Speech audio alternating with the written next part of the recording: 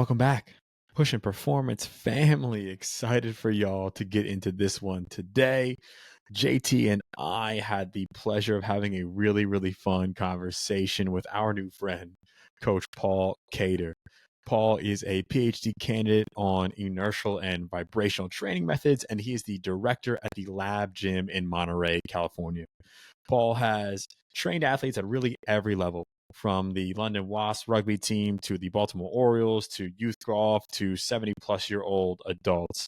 And Paul is a master of flow and creativity. And in today's conversation, we go deep into how to incorporate rhythm and dance, yes, dance, into athletes' training and how this relates to on-field performance. So without further ado, let's get into the conversation. I hope you all have fun with it.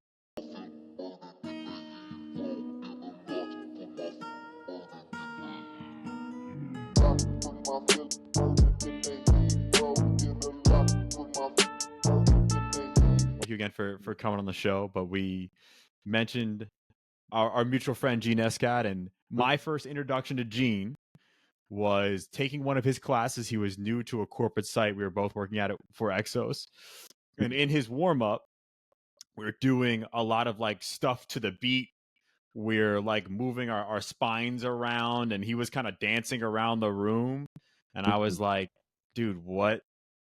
And I'm used to like you do your foam rolling, you do your mobility, like the classic ramp protocol dynamic warm up. And he was like, nah, this is better. This is better. Trust me.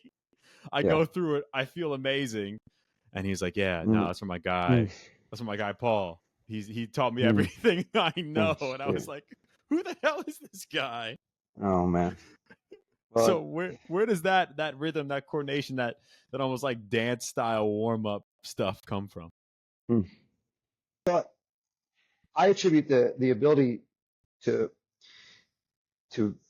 paint outside the numbers a little bit, I guess, to my cultural, like a multicultural experience. And it sounds silly, but when I was able to go overseas and experience these different sports cultures and look at, I remember like the haka, watching like the rugby guys.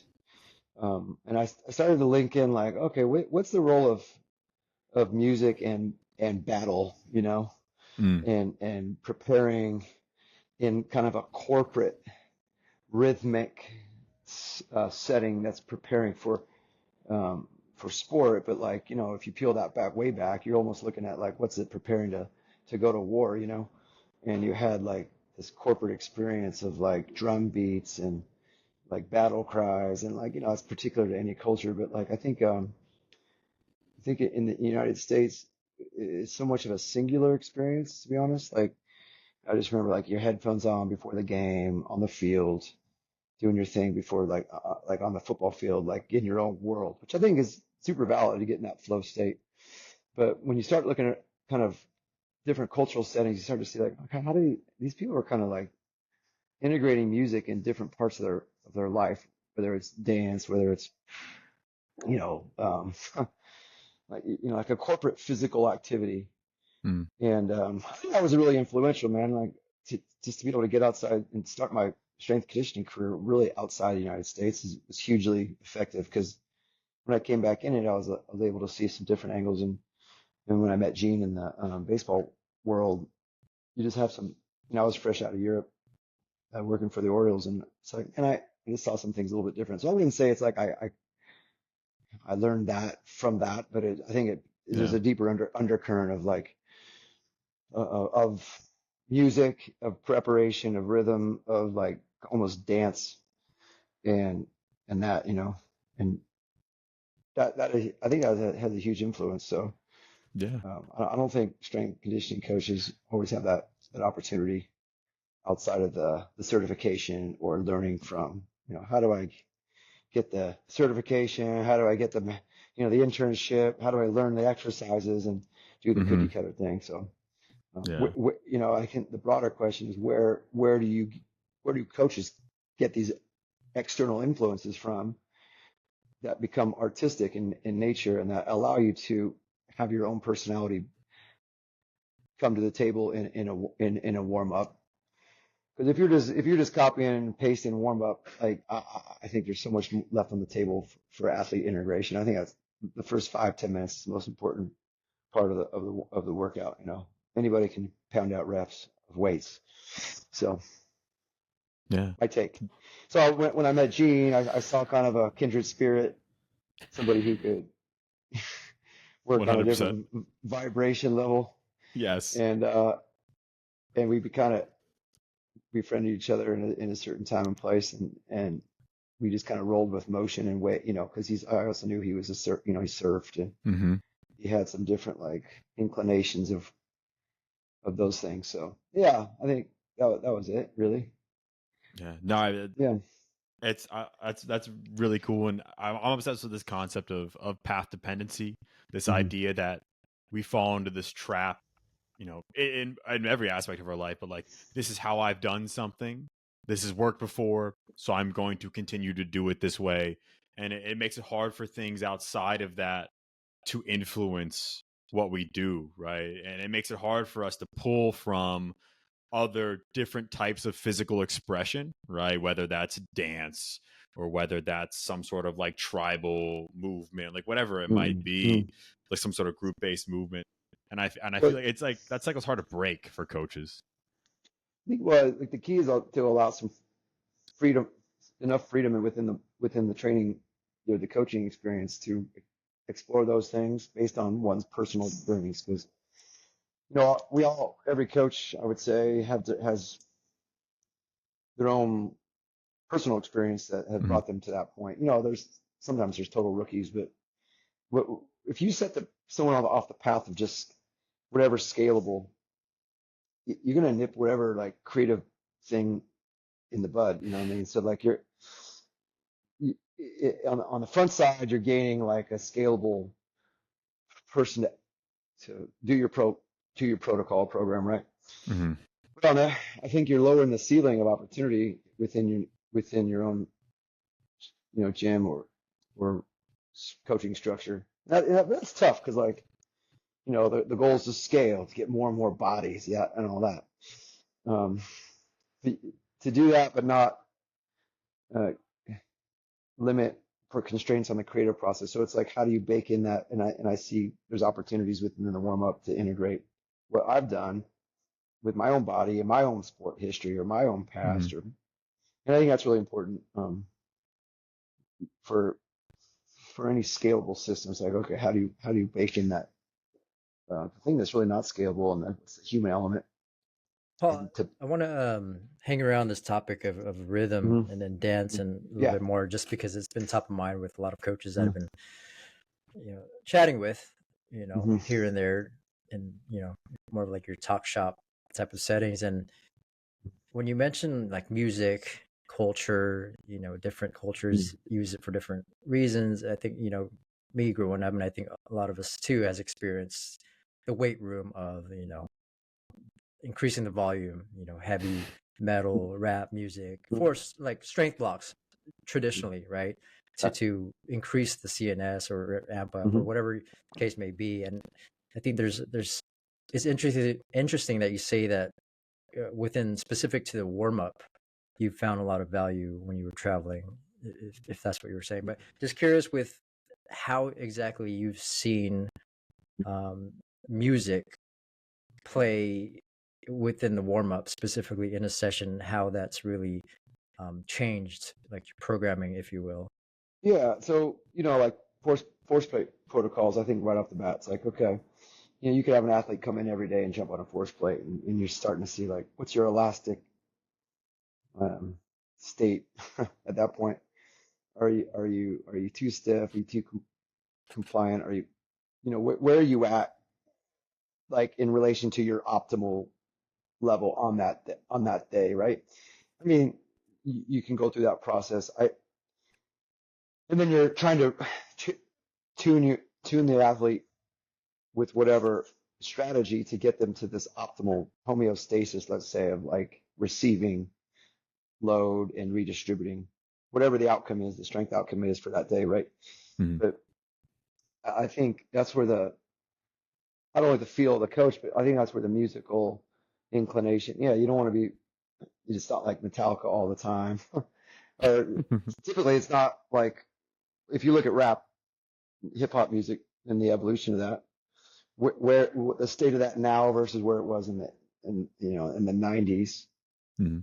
and like downbeats, rhythm, syncopation, all these things are, it's so siloed now that there's less variation in musical selection. I think that's athletes mirror that, to be honest. So it's like, Yeah. if you're always in one mode, and then you like, the coaching job is like, okay, how do I get that guy into a nice elastic state? And not to say we're going to be in that perfect state all the time. There's fatigue and whatnot, but so I guess point being is, I use music to use my visual, the eye test with a lot of guys, say where are they at, without even having to Mhm. do very detailed force split analysis So or do you something like use that. any of when you have music in the warm up, say for Mhm. example, and you're referring to these athletes who you Mhm. know have a better rate of using their Mhm. elasticity, and then you put some rap song, whatnot, hip hop song with a Mhm. certain downbeat that you know. Are you just having it play and you're coaching as usual, or are you having it play and you're using that external stimuli to like get them Yeah, to a I'll place? coach to the music, so I'll have the auditory cues that I'll have pre-planned. Like, I have an inclination of, like, based on their, like, a playing schedule, or the weather, or these are whatever external factor it is. Mhm. So that'll be a determinant typically. And also there's cultural ramifications, like the basketball team versus, you know, Gen Pop 75-year-old golfers or something like that. But in general, there's different, whatever the musical selections, and you see everything sampled now. You could have Fleetwood Mac sampled into uh, whatever song, or you know what I mean. So Sure. there's different Yeah. coding, that if you can kind of take one inclination of what's going on, and then I'm going to coach that warm up. That I use that word very loosely. I would say it's more like a tuning session. I would Mhm. coach that tuning session to be correlated to the musical selection too, and then progress that in blocks towards whatever the power strength outcome is. But yeah, it's definitely DJing, and that's the reality. Is half being Yeah. a performance coach is, I mean, there's such a huge musical element, and I learned that too. There was some good research going on in where I was doing my initial master's work in England at Brunel University, where they were doing like running studies with music, and like looking at the effect of music on running performance, distance running. Mhm. And kind of being around those early days of like, okay, this matters, because at first it was like, I don't want to be relying on any music. And then I want to be that Spartan, like mentally tough guy. But then I'm like, okay, like, I don't like when a kid walks in with earphones on, and I'm like, I can't coach that kid, Yeah. or whatnot. But then I'm like, well, I don't want to be like, I can't really do any exercise very well with big earphones on. And then it's like, so there's like so many nuances and whatnot. But reality, if I can, the bottom line is, if I can make that part of the experience, and Mhm. really a training session is a memorable experience. And if you divorce the experience from the external stresses, like, it's incomplete. It's only half. Like, if it's not a memorable experience, and that's where people get in trouble with, let's bring in the Navy SEAL training, or let's you know like, it often deviates from the outcome Yeah. goals. And that's where optimization really comes in. So it's like, yeah, I got the giant sauna. Okay, well, really, what's the point of that? It's that I don't have to deviate from the physiological, like the external stress loads, to get an experience of the sweat. I can just Yeah. pop them in the sauna for 15, 20 at the end, and then you get the sweat feel. So it's like, you're always trying to play with, like, when you leave the session, what's the experience relationally? What's the experience physically? And then that's where I think the adaptation really comes. They say the recovery, where the adaptation comes during the recovery time, but I think there's like a mental link, even when you're sleeping after the session, of like, we're processing what happened and like what external stresses. And it's not just like, oh my, you know, I did this tempo at this, but it's like what was going on around me to remember that. Mm. And that's huge. I think that's really what our job is as a performance coach, is creating an experience that taps. And then when you really get, when when you have the relationships with the athletes, then you go even deeper into like, you're almost going into like a healing, a somatic therapy session in some way. Yeah. Because like whether you're dealing with war fighters or football players or any athlete, that physical, mental, spiritual realm really is dealt with. Otherwise, it's just you're just ticking boxes. And then I think that's where the injury rates maintain high, even though there's these high physical adaptations, because you're not really linking into the rhythm of these are all like very abstract kind of obtuse thoughts, but it's you're not providing purpose, I think. Yeah. And I've always been inspired by the rugby, the Islander, the rugby, like just the whole rugby scene I was able to be a part of for years over in Europe. And I never felt that as a young man growing up that didn't have like a national team to aspire to. Yeah. Like football was like, okay, I'll play football. Like, you know, it wasn't like Europe where you're playing, you're like the pinnacle of your achievement is playing for the national team and like Yeah. all the culture that's around. So I think there's something to that. It's like a And deeper seated purpose. And baseball's trying to get at that. These sports, like, like in the NFL, you have like a guy with like a flag from a country. It's like, okay, like that's cool. But like, the Jamaican NFL team is not really going to ever happen. It's like whatever it is, like people are trying to scratch at it in the U.S. in corporate sports scene. So going back that whole thing of like providing meaning and purpose within a training session, there's a deep cultural link and awareness.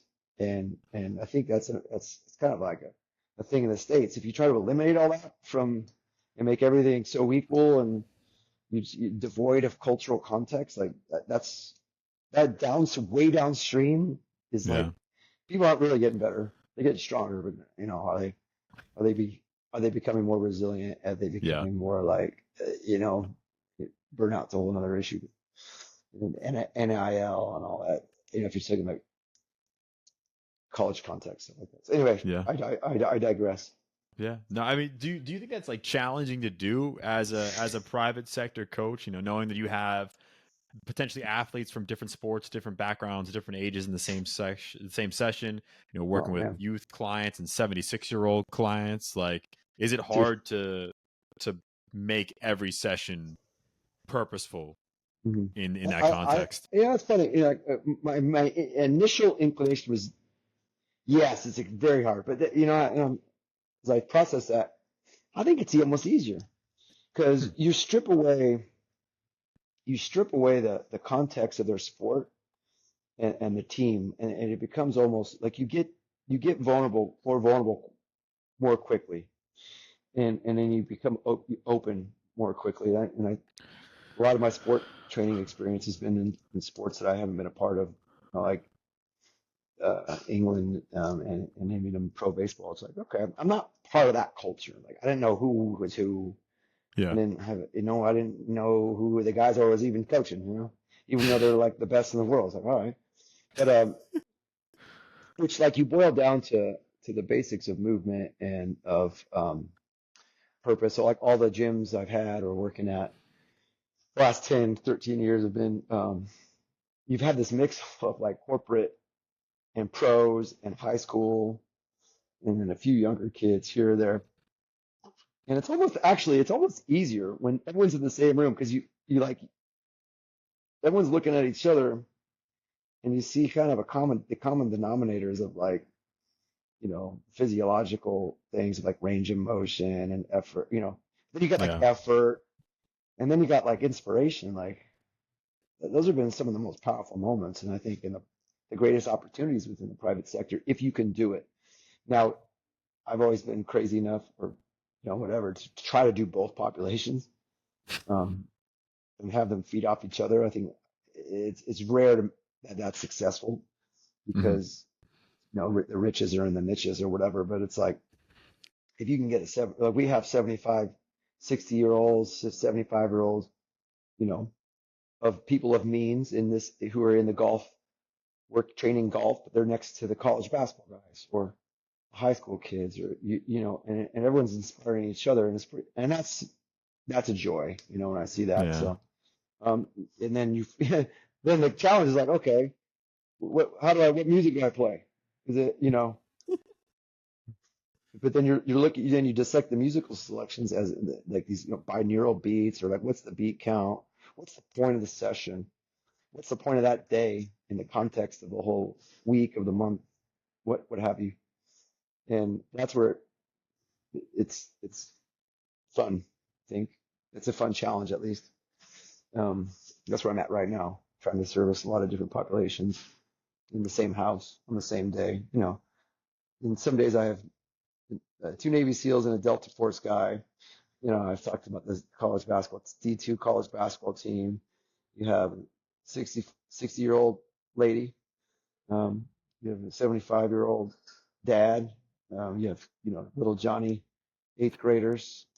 You have girls, softball. It's like it's like everything all The at once. widest range possible. It is literally the widest range. But then it's like, but the same program lives and breathes for everybody. How is that?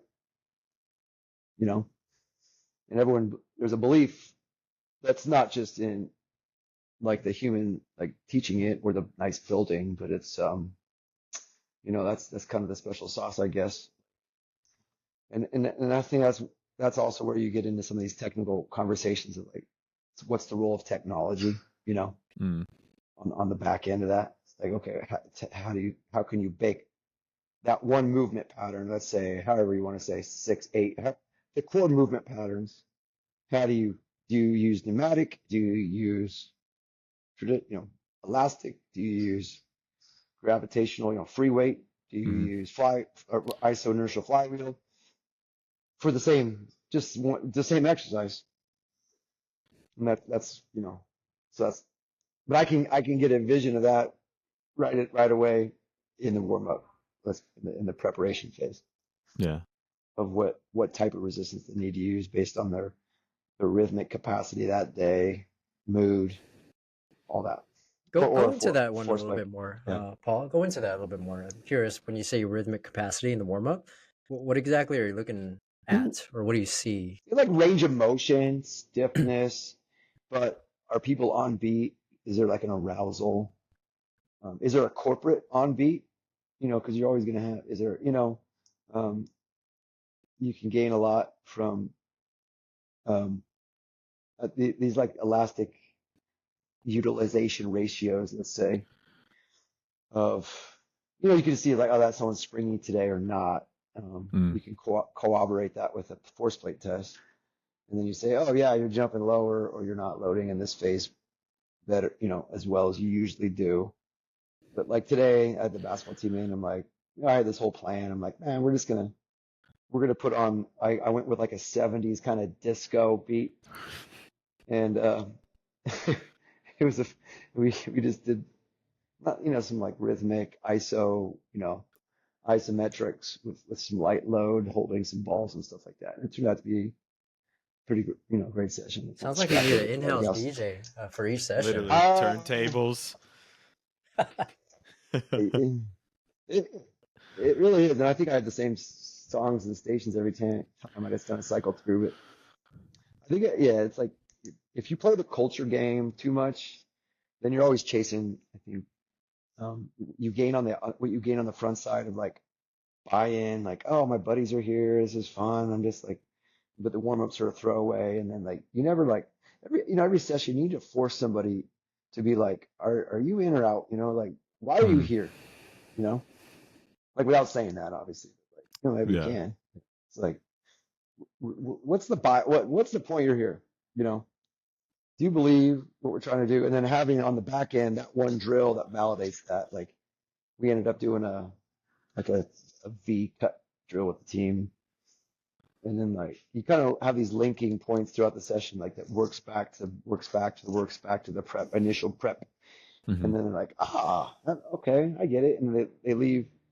And like the best comments that I heard today was like, man, I feel way better than when I walked in. Yeah.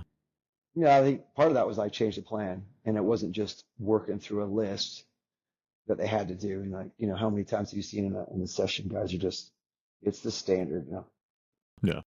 roll out, talk to your buddies, get up, do the active dynamic warm up, get up. It's just like mindless until the point, when's the mental integration?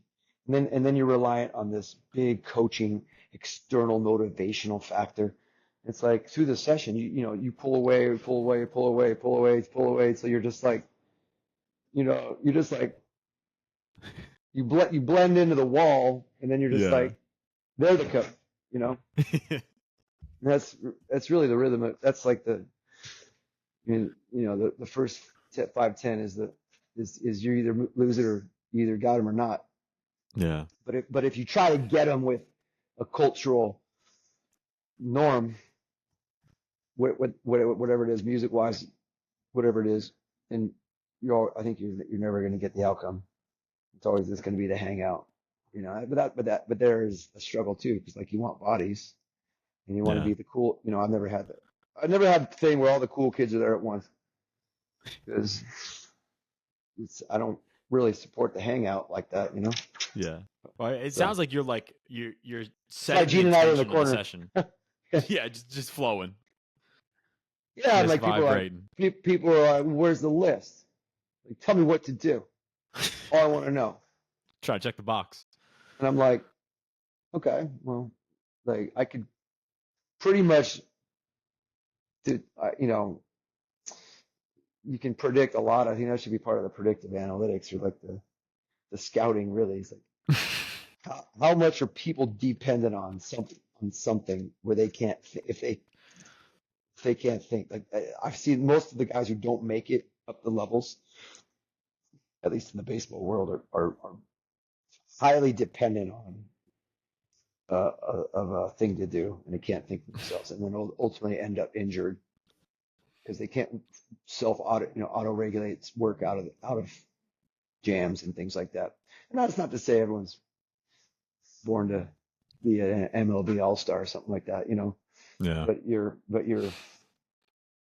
the good guys I've seen are somewhat adaptable, where they're at least able to communicate very early, like, hey, I need more structure, or how much you can kind of work the boundaries with them Yeah. to institute a little bit more that creative feel, because I think that adds years on guys' careers, is like the ability to think in different ways, or maybe it's like it's just like chicken or the egg, whatever. But it's like the guys who have longer careers are a little more adaptable in that regard, Yeah.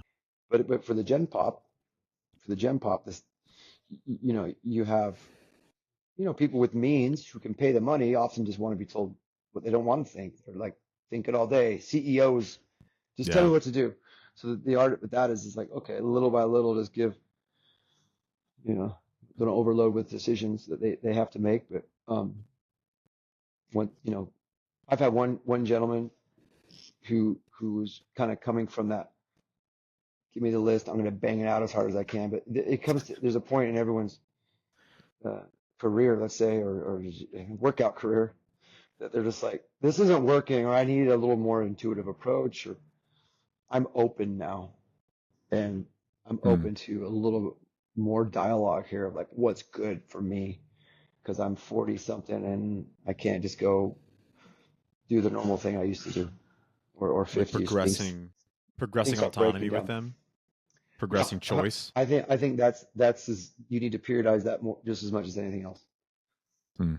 But that is I think it's reinforced that relationship with dance every day. What have you Or dance. done with a lot of Gen Pop folks when it comes to dance? Have you? I guess if the It's a goal is longer. to. It's a lot. I mean, well, that's the problem, because typically it's slap them on a machine. And that's the power of having these kids around too, is because like you can say, hey, get in the love or hate footwork ladders. It's great. It's like a musical scale or like it's quantifiable on downbeats. You can put your feet in certain places. So it's like a dance class. It's like you're learning, first dance, you're going to the dreaded, uh, before you get married, the dance class with your wife. Like, okay, I gotta learn how to do the, samba or something, I don't know, whatever I learned Hit how a to little do. salsa. I had to learn, what do they do in Argentina? They do the, yeah, Bachata? Is it no, bachata? it's the, oh, shit, it'll come to me, but you go out, you're sweating, you're uncomfortable, all that. Like, but isn't that the point? Like, what's the point of training? It's like, yeah, it could be just a mental blow off, but it doesn't get like it just doesn't. It's like such a low ceiling for your development. Because in the end, you're working on intensity and like calories and like these external things that are really hard to sustain and they're Yeah. highly variable. It's like, especially like CEO types, cortisol levels are through the roof. They just Yeah. want to be absolutely blasted. And next thing you know, shit's going wrong and bodies break down and then, but you have a lot of means to take care of your body in other ways. You have an army of therapists to help you, but it's like, my goal, I don't care who it is, how much they're paying me, is like actually have them be more autonomous. Mm. Otherwise, it's like, to me, that's like the Hippocratic Oath, so to speak, of like a doctor would be, a trainer would be like, help someone be autonomous. Yeah. Codependency is like, seems like I don't know, backwards a bit. So you want to create little coaches all around, even like the old guys, but I don't know. On that note of working with the general population, this is an argument that JT and I have had a couple times. Mm-hmm. If there's someone, this is actually goes for youth and high school, really any person, any level. If you have someone who just has no rhythm, they're uncoordinated, they have no rhythm, they can't find the downbeat, they can't find the upbeat, they don't know they can't feel a 4 count. Like, can you teach that? Can you get them from bad to Yeah. great? Yeah, I think you can. I think you have to do it. Well, I use different tools for that. So this is where my flywheel conversation comes in always, because you bake in rhythms that you have to do proportionally. And typically free weight, you don't get rewarded for that because you can't do it in rhythmic succession for too long, you know.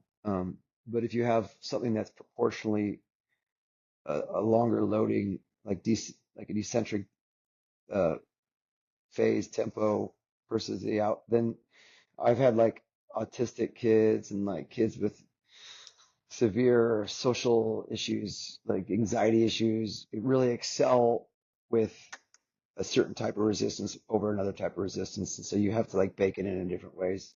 And it has to be in a non-threatening cultural context. So it's not like you're, the kid who can't get out there on the dance floor with there's like like the line up and like you're going down like doing your move down the row. Like obviously you can't, but like it's funny that some of the best movers have been the most, some of these kids who like, but they feel things in different ways, right? So Mm. you have to just, I think have those tools, or at least the understanding of like how this person's going to react. But I think everyone has that capacity in them. Um, not everyone's going to be Michael Jackson out there, but I think, you know, it's, So where can we start as a yeah, coach? Let's just say like I have like a group of Gen Pop, whoever it may be, and yeah. they can't learn a I think 1-2 beat for you their get a life. ladder and you get a simple 4 count beat and you try to put your foot in the hole on the 4 count. That's it. You don't have to do all this crazy footwork stuff. That's a start. I think a trampoline's a great way. Hmm. If you scale things, if you just kind of really scale things back, jump rope's hard, but just rhythmic jumping exercises I think are really good. Like you need some energy return and some kinesthetic feel, some energy return. I don't know, like battle ropes, these different kind of ropes and whatnot are interesting because you have like Hmm. a visual, you can see kind of Yeah. waving and things like that. But Hmm. that's what I would tend to do, or or you go the completely the other route and you go isometrics, and then you start to if you give someone a long enough time under the tension, then they'll start to understand and find their own elasticity to overcome or to maintain positionings. Mm. If like a lunge position, for example, like okay, if you don't get deep enough and use like your like natural hammock, like the like hamstring and glute complex on the backside, to get like you're just gonna burn out too soon. So there's ladders, there's literally like trampolines, there's isometrics, Yeah. like with pulsing. There's the Kaiser stuff's been good because you can find isometric load, but you can do kind of like use your fingers on the triggers of the pneumatic buttons to kind of up and down. So it's creating Yeah. a sensory loop. I'm a huge fan of vibration training, so I'm heavy into that. I think that's where you get the involuntary contract relax cycles that are just baked in at a involuntary level. Yeah. So I think those would be 5 things or whatever the list was. But with the simple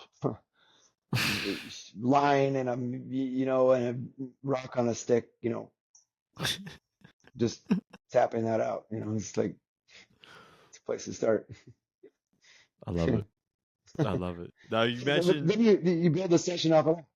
Honestly, you if you don't tune that, I just don't. And again, like I think musical selection athletes have is particular. I'm not up on the latest musical selections, but I know people go heavy into one thing real quick, and then it becomes if and a point I'll go back to is if it's not a corporate movement, as in more bodies tuning into that one thing, mm, then there's something to that. If the training thing is a very singular, uh, I'll have a hard time explaining why, but I think that's a limiting. I think that negates the whole experience of the session and like the whole purpose of the session as a group thing. Because I'm either training by myself with headphones on, or I am integrating with other people's movement in a coordinated mm, rhythm dance. Or I really, it's hard to have in between. yeah. I don't know. And then it becomes just outputs, output, force outputs, and then or something else. And not to say that's wrong. There's time and place for that, but in our context, I imagine it's more like small group training. Yeah. No, exactly That's that. that's not just wattage on a Kaiser machine. There's bigger and broader purposes Mm, going on. You know, and yeah. ultimately, in the sports context, it's I'm going to go play a game that night. So in the weight room, baseball weight room, you have the Latin guys, and then you have the country music guys, and you have everything in between. Usually, the middle ground's always modern day hip hop, which everyone kind of agrees on. Yeah. But that's more of like an attitude filler. That's not like a or a cultural identifier. Say Mm, it's not necessarily I guess if you put a bullet point on this, it's music can be a huge preparation tool for the outcome of the session, whether it's a potentiation session or it's a max strength or max power or whatever the theme of the day. That needs to be a wise choice, and at least an intentional choice. yeah. I I love it. Mm-hmm. Giving some value back to the warm up, but to switch gears a little bit, and you mentioned a couple different pieces of tech that you leverage, and we were talking kind of Mm-hmm. before the show. It's this funny balance of high tech and low tech, right?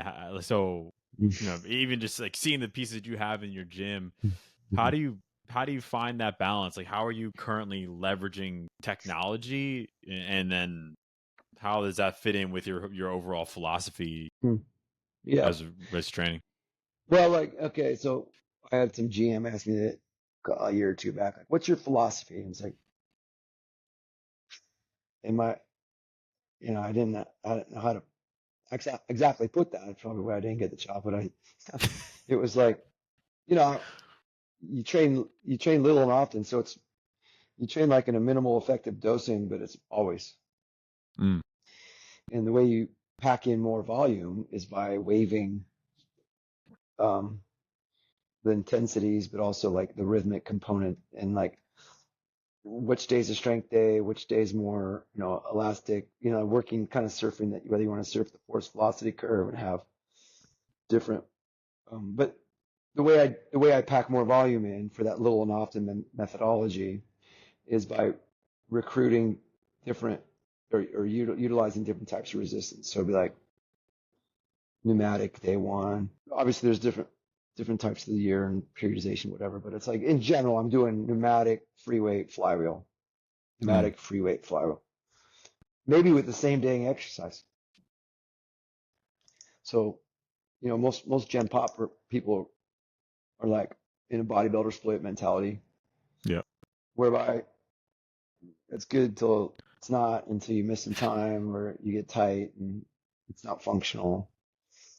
But I think the best way I've seen the slowing pace of aging or the performance longevity or the health span, whatever's popular term, and that goes for elite war fighters, rugby players, baseball players, what have you, guys sprinting later in life, all these Mm-hmm. KPIs of quality of life, Yeah. are more frequent resistance training that's more simplified, but and total body movement, strength work. But in this case, I get to accomplish that with different types of resistance. So it's like heavy concentric bias. You're looking at free weight, you're more like slower eccentric tempos with potentially explosive concentric tempos, but frequently it's not because you're contending with momentum. And then flywheel, you're able to go explode, high rates of concentric and proportional eccentric rates of force development. So they all play a part. So I think the biggest shift I always have to make with people coming into a gym or program I'm doing in general pop is like, yeah, you're able to train 6 days in a row. Mm-hmm. And we're able to do that by using different types of resistance we have in the building. And the sessions can be like half the time. Mm. And this is going to equate to a lot, more range of motion. You don't have to do as much stretching. You don't have to like use all this time to do all this other stuff, Yeah. even, all this soft tissue self-mobilization. You're really baking all this in. So, anyway, that's kind of like a big shift. And it's hard to explain that, to be honest, because I take all that from like a baseball context where we're playing every day for 200 days and then you're doing something every day and you have maybe one day off where you have donuts and jog or something. You just play run some football routes or something. But that's kind of like the background of my training ethos is like you're doing something every day. You're doing adequate intensities, but if you can wait, and then with the advent of these new resistance technologies, you're able to be pretty comprehensive and not be sore. Yeah. And not yeah. Especially now because like it's not as popular to work the heavy eccentric like components of the Olympic lifting in a sports context or even maybe a general pop, like you get the different CrossFit models or whatever where you're crushing the Oli lifting, where you're contending with all these massive amounts of gravitational inertia coming down on you, which I think is very good.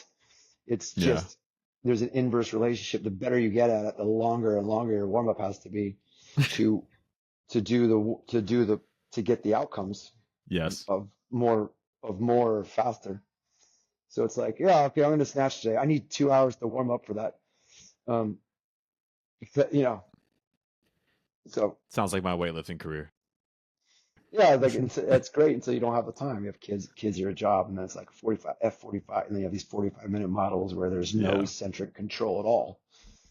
So it's just reps and no adherence to eccentric load tempos, and that's where you start to get in trouble because your range of motion, your ability to contend with load in these ranges of motion diminishes because it's all about just accomplishing a Mm. list.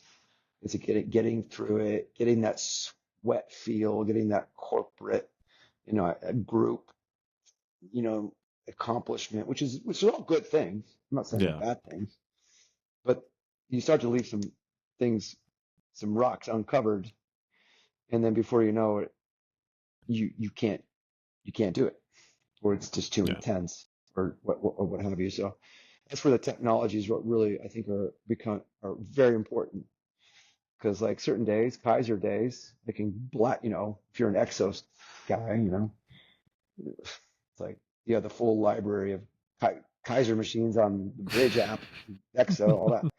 You're able to go ham on high speed rotational activities and not have to chuck med Yeah. balls around or whatever. Yeah. But you kind of like you leave some on the table with the eccentric steps, and then you implement the same movements with flywheel, and you're getting this way bigger dose of eccentric rate of force development in a rhythmic pattern. Yeah. And then in between is the weight. So that's kind of been the evolution of my last gym, which was all barbell based, cages, Sorinex guy, minus the beard, and then now the now the you know now The the full evolution comprehensive. to using everything available to you. Yeah, and not less only lifting, but working in the components every day because I still feel like that's super important for the teaching element with people. It's like postural awareness with just Hmm. because you can't, these other things don't have, they're a little bit misplaced if you don't understand the benefits and constraints of gravitational inertia. Like, because Kaiser, like the pneumatic, you're never going to get really the strength. Like, Yeah. you're It's hard to. never, you're only going to work one edge of the force curve, really. Where flywheel stuff is hard because, like you need to pin one side. You need to stabilize with the free weight, whether you have a long history of it like I had, age 10, or concurrently, but you need it there for the other stuff to make sense around it, I believe. So I use all three.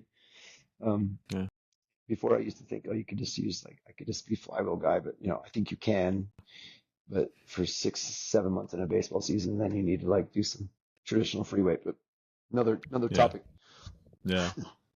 No, there's a lot of good in there. My bias in my mind immediately went to like more of like your like micro dosing approach. Mine's like Mm. should do a mega dose approach where it's just like hit flywheel, Kaiser, free weights all on the same day, and then just be like cooked, and then like have to rest, and then do it again and be cooked, and then like have to Maybe rest and that's like maybe that's a 3-day model. Yeah, I mean that's typically what I do now because I don't have probably the discipline to follow my own programming.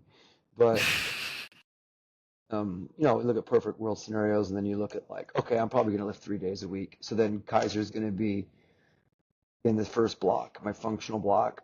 I'm going to have a power expression with the barbell, and then um, maybe that's augment, and then on a rest day, I'll have a flywheel treatment to recalibrate my elastic, you know, my elastics in my body, do the tuning Mhm. so that, or have it as a finisher as a metabolic circuitry, because I think frankly, that's to me the unknown gold standard of metabolic conditioning is repeated flywheel power ability test. Hmm. That's where you get the most out lactic shifts and um, that time under tension with eccentric rhythmic integration is huge. So that's what I could talk about all day. That's my doctoral research is on that, to be honest. So that's just one component. But yeah, so like 3 days a week, my blocks are typically, I have 5 blocks in a program that you work around the room. All your rotational functional stuff's kaisered up. you know, all the functional trainer, multi-vector stuff, that ticks the box for all the golfers, baseball players, all the rotational athletes, Hmm. shoulder health, whatever. And then I'll go to the platforms, which barbell integrated, but with velocity metric on it, you know, um, maybe complementary exercises, or even, you know, sometimes I'll supplant those for like, you know, a K box,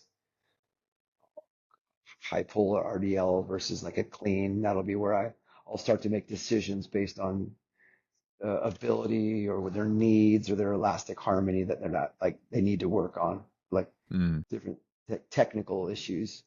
So I'll swap in and out exercises during that power block. The strength block will be, you know, a lot of like traditional dumbbell work and just like pushing, pulling, that backing up whatever the power was, and then be kind of an auxiliary secondary strength. Um, but yeah, Yeah. and you know, people in the general pop usually lift 3 days a week. Yeah. You know, very rarely will they go 5 or 6, but I have to plan for it just in case. You know, No. No. like I love it. I want people to. I'm not. My model is not based on them not coming. Like most gyms, right? I mean, I don't know. Yeah. Like if it happens, I'm stoked. They get rewarded, and I get rewarded because they're like can coach themselves pretty much. Yeah, it's cool, man. We have a broad population that's kind of using all these modalities, and we're trickling back in the Olympic lifting after a couple months, but you know, kind of waving that in and out. So I haven't gone totally away from it. There's a lot of other ways to accomplish the goals that those provide. But what those do when you work a barbell and you coach, I think that provides that coaching interface that's very valuable. Because I Hmm. found like when I go all machines or all wattage and safe machine work, you lose a coaching interaction I think people crave, and that Hmm. relational interaction, especially if they're not like if you're not translating to like their life outside. It's not like, you know, if you're coaching an athlete, you're going to be in the dugout with them, or like you're going to be in the dugout with them that night. But Yeah. most gym pop, you don't ever see them outside the gym, you know. No. So like where do you get those deeper points of connection? I think it's that rhythmic element in the beginning, and it's that one coaching element, but then the rest should be, you know, them looking at wattages and speeds and automating themselves. And Man. that's kind of a sustainable one man I, jam model. We so don't have five that interns zipping around. yeah. That makes you think about. I think I heard you say something. Might have been on Joel Smith's podcast Mm-hmm. about AI and coaching, Mm-hmm. and you know, do you think like that kind of becoming the future, and is that what it looks like, where it's, you know, you have your coaching bit on the front end, and then it's all right, let's chase these outputs, whether it's machine Mm-hmm. based or barbell based, but Yeah. it's kind of like AI driven. Yeah, totally. You need to, yeah, you can use it to your advantage at certain points of the workout, and then really be judicious and selective with your coaching input. And the key is like to have people know when you're pulling back almost like on purpose, but they're being empowered by numbers and by the data information of like how fast they're moving things, or like body positions or something like that. So having a blend during the day, so you have like a non-tech interface, rhythmic dance, primal vibe. And typically you have like a crescendo of tech interface, and then at the back end it's automated and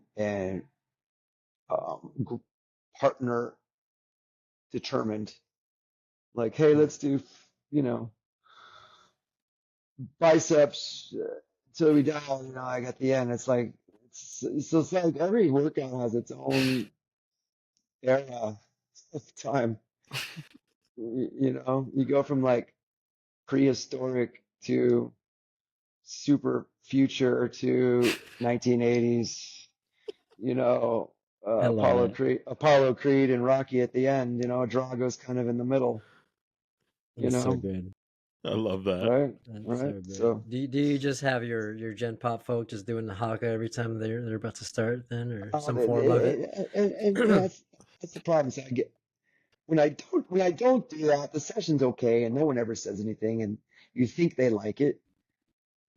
You know, these people come in, just read the board, get through it, but you're like, you know what? That's not like my best. It's like that's not really Mm. what I have to offer. That's me being lazy, you know. Yeah. Like get on the air down and give me 100 calories. Like they'll say that was awesome, and I'm like, okay, there some days you need to do that.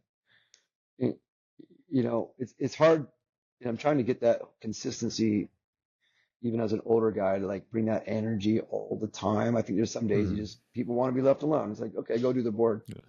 Go Like a low Mm. key day. give me a 500-meter row and like puke, but that's good. But like, and that's where like the days you pull the card of like, all right, we're gonna do this one corporate work. Like you kind of have to read it. Like, is the right group of people in the mix? Is the right? Mm. It's like, is it temperature outside? Like, there's all these like things to gauge that typically they don't teach you in the old whatever certification you have to do to work at a place. Yeah. You mentioned temperature a few times now. Has you Yeah, seen like 100%. correlation between cold weather, warm weather, hot? Light arousal, 100%. Days that are we have a Mm. lot of fog here in Monterey, so it's you guys in Phoenix, right? I don't know where you guys are at, but I'm in the this Bay. Phil's in Philly, so Mm-hmm. Mm-hmm. kind of oh, so fog. you guys That's you guys aren't in Phoenix. I thought you guys were in Arizona with Gene. sometimes, No, sometimes. oh wow, you guys chill. Yeah, you know, seasonal affective disorder is real, Yeah. and foggy days and light, or you know, those are real things that I think you need to account for in the preparation of a setting or Hmm. session. Mood, you know, just mood, you know, Right. Yeah. whatever the mood is, it's whatever it is. You read that, you know, you read your team. Um, but yeah, 100%. Like today's hot outside, it's 80 degrees in Monterey. It never happens. So either I'm going to have people who are tired or people that are, you know, want to be somewhere else because like we never have good weather. So it's like outside. I mean, we never have Yeah. 80-degree weather, or they're tired, you know, whatever. So if it's super foggy and it's like we haven't seen the sun for 6 days, like you know, stuff like that. I think it's and living in England for 6 years was like I'm super hypersensitive to that, you Yeah. know, and what sunlight can do, what warmth can do, it can change everything. Yeah. It can change your whole workout, what Hmm. you even pick to do, 100%. I mean, that's just brain chemistry, that's arousal state, that's you know it's a quick study on that will help you a lot. Determine what kind of Mm. music you choose, what kind of you know. But that's just common sense, isn't it? You know, hey, it's a sunny day, it's Friday or whatever it is. You know, it's Jorts Friday. We used to do, you know, like Get the vibes themes, high. silly things that like are frowned upon in like certain cultures, but like in Gen Pop, like you have to do. It's like Yeah. you know, it's like hey, it's you know, it's funny. It's just all these things that in coaching different environments, like it's really interesting. But um, yeah, you know, the best workouts when we were doing like a training camp here in Monterey, were you know outside at the beach, Yeah. integrating nature, so huge. Um, Grounding, you know, barefoot stuff before it was even, you know, I remember getting yelled at by player development head of player development. White guys were running in the outfield with their shoes off. It's like, what is this? You know, just losing his mind because guys were running barefoot. It's like after they're wearing tight, cramped, you know, baseball cleats for 8 hours a day. It's like, you know, wonder why you have like foot, knee, ankle issues Yeah. and just, you know, and guys big like toes aren't working and all this litany of like biomechanical issues, but it's also like mood. It's like the feeling of having some freedom or having some awareness of your surroundings, Mm. awareness of other people. You know, those are massive issues. These are more important. Like the weights take care of themselves. Like, I don't know, especially in this day and age where you have like machine. I call it machine learning, really. Like, I love machines now. It makes the session great because like I can Yeah. concentrate like hell on 10 minutes of pure interaction. And then I don't have to Mm. worry about the leg press, but they're getting something out of it because now they can work at concentric velocities that matter, and they have Mm. feedback. They're seeing their power outputs every time. So Yeah. it's like, scratch that off. Like now I can just focus on the stuff that actually really matters. Not like, hey, let me coach an RDL even better. Or like, man, I'm gonna perfect. I'm 47. I'm gonna perfect how to teach a squat even better than when I could teach it when I was 27. Like I'm even a better squat teacher. Or like I have a mobility drill. Like all this stuff's just chasing the wind. This stuff doesn't matter. People still blow their ACLs out, but it's because they're not like integrated with the surroundings. They don't understand like oh, this grass is a bit soggier, or like athletes aren't aware. Yeah. They're freaking robots because we're making them robots because we're making them do the same robotic stuff all the time, and they think Mm. they're training and they're getting Mm. stronger. I can squat 500 pounds, but like I tremble if I change direction. Like I can't receive the ground. These are the real. I mean, obviously I'm being a bit silly, but No, yeah. and like it's a new thing. I'm going to link onto that. Like, oh, it's a water bag. It's instability. It's this. It's like now it's codified. Now I have to do it. Now it's predicted. Now it's not really variable anymore because like I know what's going to happen. Yeah. And then it's just one more robotic thing. So um, that creative thing needs to be periodized. And like I think we talked about it like about an hour ago or whatever. It's like we need to like think of these periodizations just as much as like how much weight you're going to put on. Like what's the rep Mm. scheme? What's the freedom scheme? What's the creative element scheme? How much can somebody progress within that? Just like if they're a beginner, oh, you're a crap RDL, like I can't progress you. I have to regress your lift. Well, I need to regress your freedom element because Mm. frankly, you're going to hurt yourself or there's not going to be an outcome. And Yeah. you're going to train and not get any better. And I think it goes with like people in corporate fitness settings. They've never even experienced that ever. They're trying to Yeah. cram a workout in at lunch and feel something in their life again after being numbed forever. Well, it's true. It's true. It's so true. It's same with professional baseball. People are living in such fear that they need like some fear stimulus to like wake them up. And that can't be. I don't know. It's not the way I do it, but it's harder to sell. It's harder to scale. And it really boils down to your ability to create a memorable experience and relationship that's not fear driven. Mm. Kind of And makes that's sense when you hear all these tough mutters or all these races that are like primal almost if you really dissect the just did a obstacles Spartan. of it. I just did a Spartan race. I was amazed.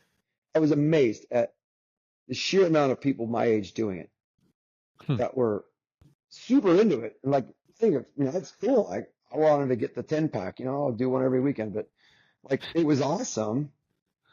But on the flip side, I also thought like, man, these people, like a lot of people need this to feel adventure in life, to feel like that journey, Yeah. to feel, and being, um, I'm not looking down on anybody like that.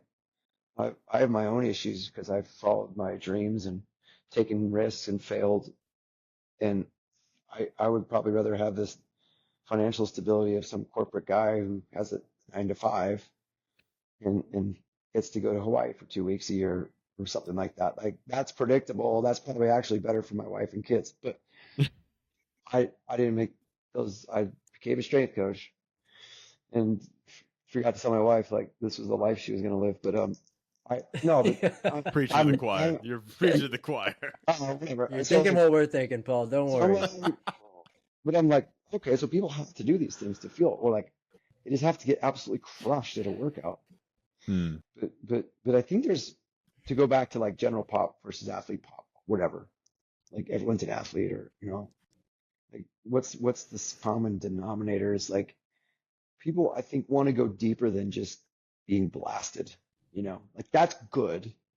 Like going and getting drunk on one night, like that's fun. Like, but it's not like really getting down at the deeper itch that they're going for in working out. And it's not just looking better. It's not. Yeah. Yeah. And it's not just, what I'm trying to say. So when you go back to that purpose, why we train, and I go back to the Gene and I training example. There's like there was a camaraderie because I think we were both thrust into this minor league system.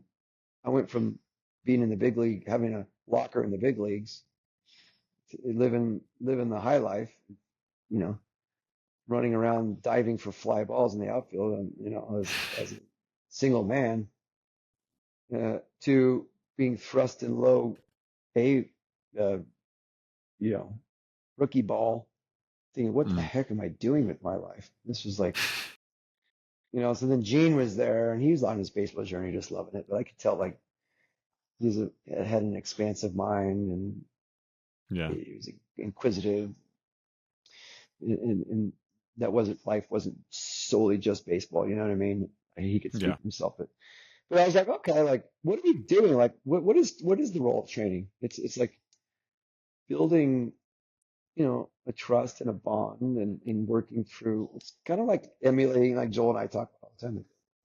There's the hero's journey, but it's not just like an external blast, like an external like stimulus of survival. There's got to be more than just surviving.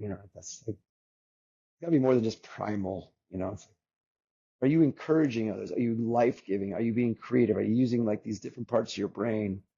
Mm. Are you dancing? It's like that's where the dance thing comes. It takes two to dance. Yeah. It takes two. It's like if I'm doing the the tango, the Argentinian tango. It's very like emotional, and it's like the dance is intense. There's a lot of chucking around, and this whole like stomping around and looking at each other and all this sort of thing. And it's like this emulates life, but it takes two to do it. And I think like training needs to be that. It's like to be great. It's like challenging each other. And Gene and I, Mm. they were able to do that, like explore, challenge, be creative, work towards a common, we had a common goal. Like I wanted to get him up to the next level and stuff. But so I know, again, all these artsy abstract thoughts. No, But we love it.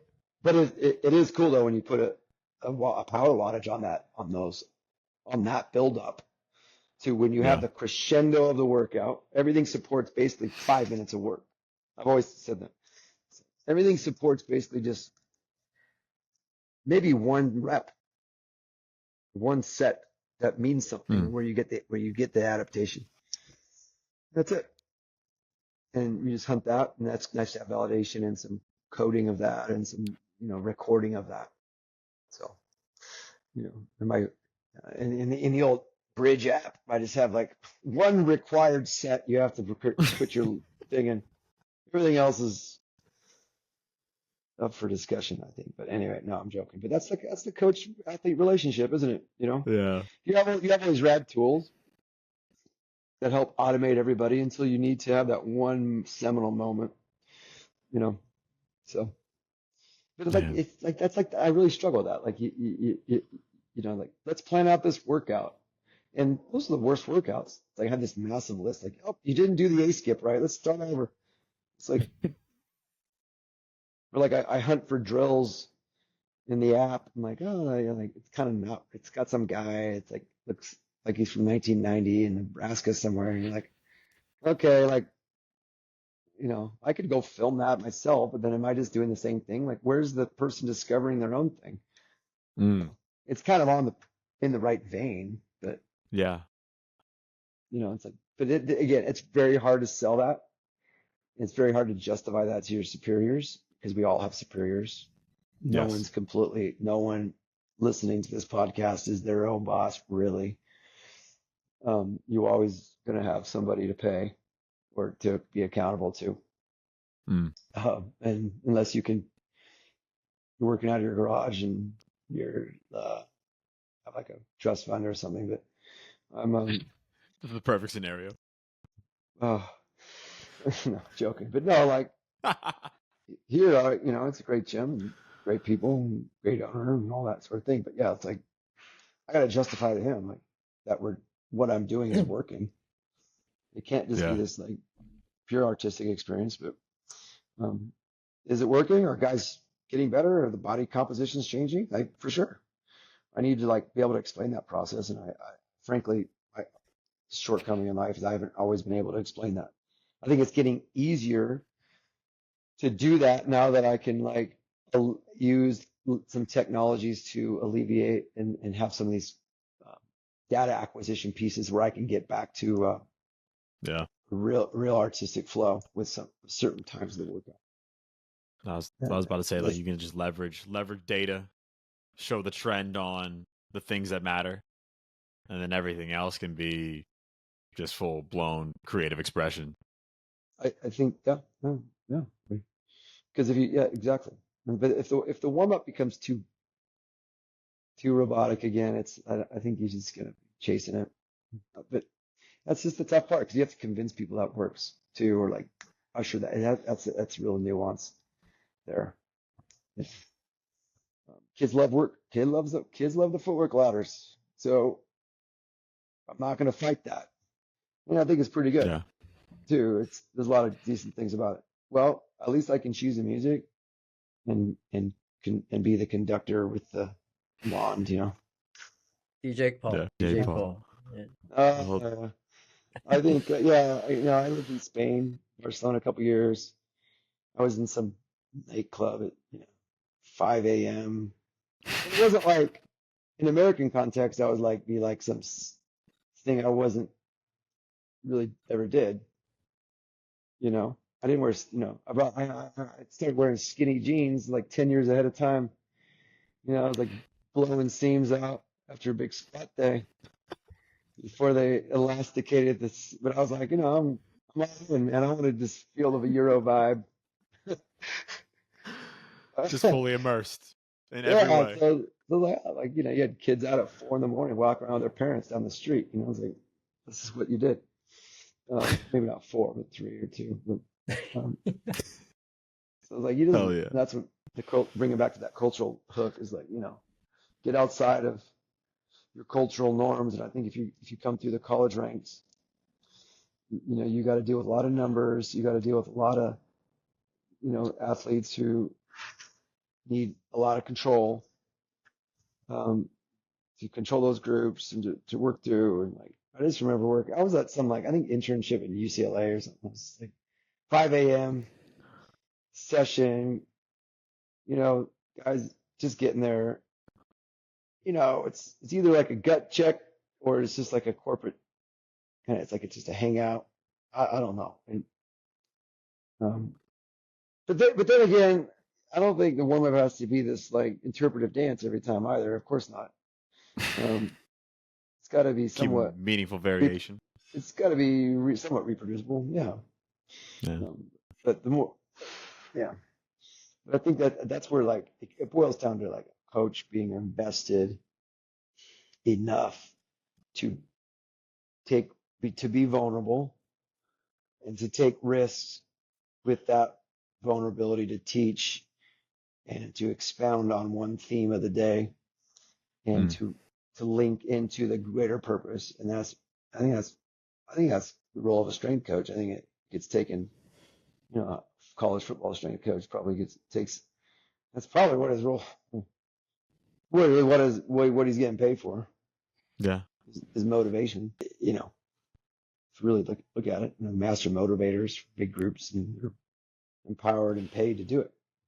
Yeah. But I think you can do it in there's not everyone has to be that, having issues like what was the latest guy who had like severe blood pressure issues, like he's got paid, one of the highest paid. Anyway, I think you can do it in different ways and link into your populations in different ways, and especially if they're mixed too. I think it's so cool when there's an older dude and a corporate guy mixing with some college kids or high school kids. I think it's so powerful. It's a great opportunity there Yeah. to get down to the deeper purposes of why we're doing it. No, for Yeah. sure. For sure. Yeah. Anyway, that's kind of Thanks, what I Paul. got on that stuff. If you have any more specific questions, like I know that was a bit of No, rambling that was on that on was the perfect. That was perfect, man. There's listen, we want to be conscious of your time, but that I I mean don't like even know what time. 5 o'clock. yeah, Don't worry. there's a lot of nuggets, a lot of things to unpack, a lot of good takeaways for coaches to try and hopefully step outside of their Mm. comfort zone a little bit. Yeah, I mean, with all those I things, I mean, it's always good to review because, like, I want to have, there's got to be takeaways, tangible things people can do, um, and I have to reflect on the good and bad parts of my career and where I've kind of fallen down is being able to codify some things or taking mm, it too much pride in not having to do it, yeah. and that's got, I think that's been arrogance, when you're able to, like, oh, I don't need to do that, Mm. um, but in the end, you have to, and you have to at least try, I think, to translate to people what that means when Yeah. you're talking about these things. Like, what is a performance coach? What really is it? When you ask yourself that, it's not the building, it's not the equipment, it's not the certifications. It's I think it's definitely your experience, and if you don't bake in your experience to whatever it is. I learned a lot. I learned a lot from the like special ops community and really unique guys. And they all have they all have a secret talent, and they're all funny, and they really, that's the most impressive thing. It's not making it through some crazy training camp or something, or buds or whatever. It's the ability to retain individuality, but do it in a corporate way that serves other people. And I think Mm, that's the biggest takeaway I get from being around these guys consistently is their ability to to have that balance of very unique individuals, but that are always putting others in having a way to put team ahead of their own needs, yeah. and furthermore work within a greater context that's ultimately going to screw them. Just like the military and the baseball is very similar. There's always going to be cheaper, younger talent. There's always going to be, you're always expendable, Mm, and your career ends like that, and then you're just like, what next? You're done at 30 or 40, you know. yeah. So, but having like the greater good and these broader purpose-driven things going on, we need to have that in strength and conditioning or performance training too. It's like get that out of these athletes and these clients.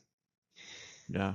And that's a privilege I have at any level. I don't care if it's an eighth grader or 70-year-old or whatever.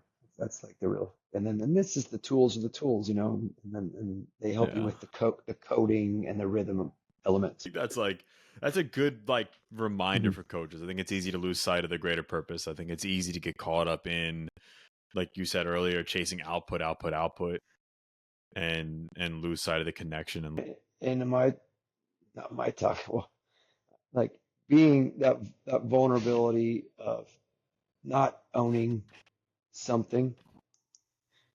mm, Like it's so tempting to try to own everything, right? Own the process, own the relationship, own the client, uh, take credit for the the win. I think the deepest coaching relationships are when, like, we're able to separate ourselves from those ownership and demonstrate that sacrifice that this isn't even yours. And then I think mm, that drives it down. You're able to get past any pretense to that athlete, be like, look, this is almost like a singular moment in time. that we can't reproduce, but it's special, and we can try to reproduce it on the daily. But like if you, I guess I try to treat every moment, every session like it's just its own little masterpiece, and that gets me in trouble sometimes. But I think the only way I can do that and give myself and make this like have the creative vibe, and like maybe it's like the question is like, well, how do you get that? Or I think it was originally like, where do you get that from? When I was getting distracted at the beginning, I think it comes from a deep place of like, I don't own this. Like, I can't reproduce this. Like, whatever this painting is, like, I only can sell one copy of this. And I'm Yeah. giving that to, if it's one person or 20 people, or if it's little Timmy or like the biggest sports star in the world.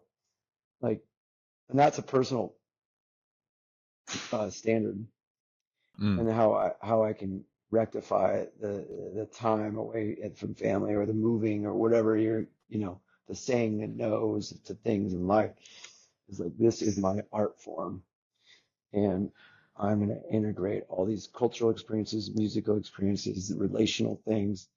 And yeah, the canvas, the size of the canvas is kind of determined by like the data and stuff, but it's really within that I can paint.